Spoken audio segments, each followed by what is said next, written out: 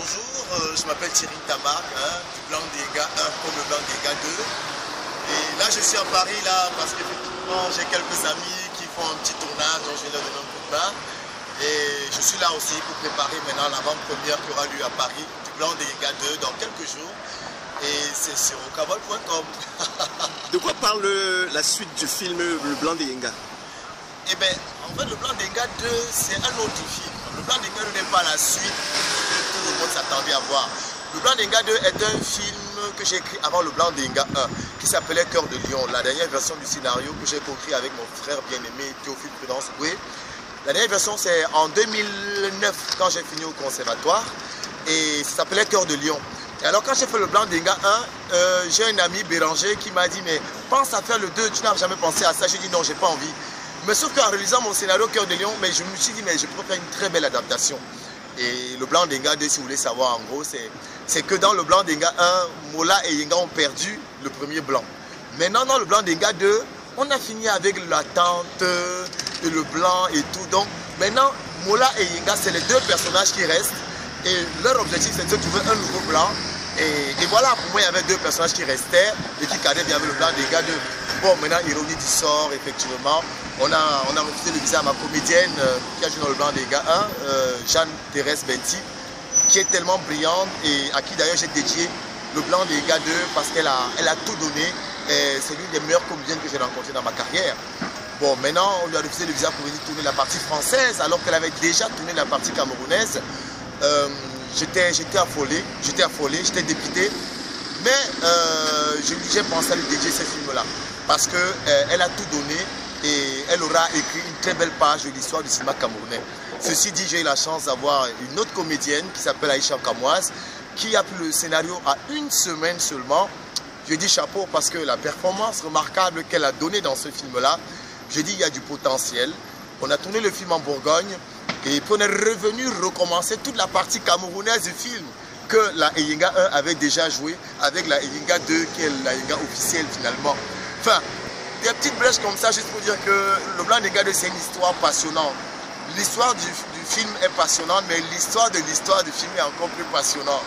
J'invite le public camerounais, notamment la grande diaspora à Paris, à venir voir ce film-là, parce que ça fait 2 heures, et pendant 2 heures, on rit, mais surtout, la différence dans Le Blanc Denga 2, c'est qu'on ne fait pas que rire. On pleure aussi. Et moi, c'était le challenge. Je ne voulais pas faire un film où on rit tout le temps, comme on a fait dans Le Blanc Denga 1. Dans Le Blanc Denga 2, pour moi, Le Blanc Denga 2, il n'est pas comparable au 1. Beaucoup vont le faire, mais je respecte ça. Mais moi, Le Blanc Denga 2, je voulais juste qu'on sente que l'enfant a grandi, qu'on a évolué peut-être techniquement, même au niveau de la mise en scène, au niveau du jeu d'acteur. Mais Le Blanc Denga 2 ne va jamais enlever la magie du Blanc Denga 1. Le Blanc Denga a une magie qui lui est propre. Le Blanc Denga 2 est là pour dire on peut s'améliorer et voyager dans d'autres émotions qui n'ont rien à voir avec le 1. Parce que je voulais pas aussi être catalogué le réalisateur qui fait des comédies, mais voilà, toujours avec 2 balles et tout. Non, je voulais voyager sur autre chose. Je suis content parce que le public de Douala Yaoundé qui a découvert le film en avant-première a surkiffé. Merci à tous les bons commentaires que vous faites sur Facebook, les réseaux sociaux. Et voilà, maintenant le but c'est que nous on s'améliore. Le seul contrat qu'on a vraiment avec le public camerounais, c'est la qualité. On va se battre pour s'améliorer tant au niveau de l'organisation qu'au niveau de la qualité des films. Et ça, on ne peut rien faire sans le public camerounais, sans les médias qui nous ont accompagnés jusqu'ici. Même si effectivement, certaines personnes ont été manipulées, sont tombées dans l'aigreur. Peut-être beaucoup n'ont pas compris ce qui s'est passé par rapport à la première qui a eu lieu à Douala-Bercy. Le plus important, c'est qu'on a besoin de tout le monde pour avancer. C'est le cinéma camerounais qui gagne. Donc je voulais profiter pour dire aussi que s'il y avait certains qui croyaient qu'en finir avec Thierry Tamak, c'est évoluer dans le cinéma camerounais, ils se trompent. Non, je le dis encore une fois de plus, j'ai besoin de tout le monde. J'ai besoin des artistes, même ceux qui m'ont dénigré et qui sont montés au créneau. Mais à ceux qui m'ont dénigré, artistes, je ne leur souhaite pas d'avoir ce que j'ai eu. Je vois qu'ils ont leur conscience, ils se reconnaissent. Mais je veux dire seulement qu'on a besoin de tout le monde pour avancer. Donc les débats, les polémiques de personnes, les débats, les querelles de personnes, ce n'est pas ça qui est intéressant. Ce qui est intéressant, c'est la vision. Ça fait 3 ans aujourd'hui que je suis rentré au Cameroun, rencontrer des jeunes capables qui me donnent la force tous les jours, qui ne sont pas payés. Les recettes d'un film permettent de faire un autre film. Et je veux dire bravo, chapeau, parce que c'est eux qui font ma force. On ne fait pas un film seul. Je veux dire, quand on dit un film de Thierry Tamak, non, Thierry Tamak seul fait un film.